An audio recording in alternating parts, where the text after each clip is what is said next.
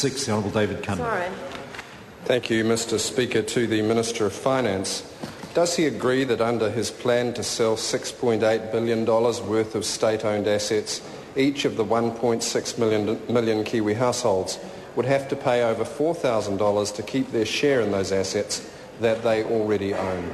The Honourable Bill English. Mr Speaker, no, but the government remains keen to move some of these assets into community ownership. The Honourable David Cunliffe. As if they're not already. Mr Speaker, if Kiwi households can't afford to spend more than $4,000 each paying for assets that they already own, would he sell those shares offshore instead, as Treasury foreshadowed when it said, quote, significant participation by foreign investors would be essential, close quote? The Honourable Bill English. Well, Mr Speaker, there will be quite a number of households who will decide that they can participate if the price is right. There will be a number of organisations also purchasing on their behalf. So, for instance, their Kiwi Saver funds, of which 1.7 million New Zealanders are members, are quite likely to be buying these shares on behalf of New Zealanders who have decided to save for their future. The Honourable David Cunliffe. Mr Speaker, has the Minister seen the various polls that show New Zealanders oppose state asset sales by a majority of 2 to 1? And if so, and if he generally believes that the election will be the test of his mandate to sell public assets, why is he already employing staff to begin the sale process? The Honourable Bill English. Well, Mr Speaker, if polls were a measure of policy success, then the Labor Party's clearly got some way to go. But, Mr Speaker, the government has signalled its intent. It is putting its proposals to the public in an absolutely transparent way, and if it obtains the mandate in the general election, it will proceed with the partial sales of some assets. Chris Tremaine. Thank you, Mr Speaker. My supplementary is to the Minister of Finance.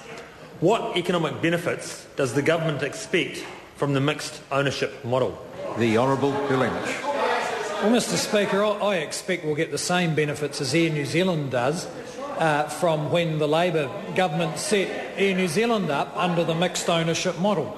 It'll deepen local capital markets and give a wide range of New Zealand investors, including Kiwi mums and dads, Kiwi Saver funds, the Super Fund and ACC and other local investors better investment opportunities, and give the companies themselves wider access to capital to expand and grow rather than simply relying on the Crown. It will also help the Crown to lower its debt and improve cash flow back to the shareholder by selling assets whose holding cost was more than twice the dividends that they deliver. The Honourable David Cunliffe. Speaker, if the Minister is such a late convert to transparency, will his government be adopting as a government bill my colleague Clayton Cosgrove's private member's bill that would ensure Kiwi families have the opportunity to vote in a referendum before any SOEs could be put up for sale? The Honourable Bill English.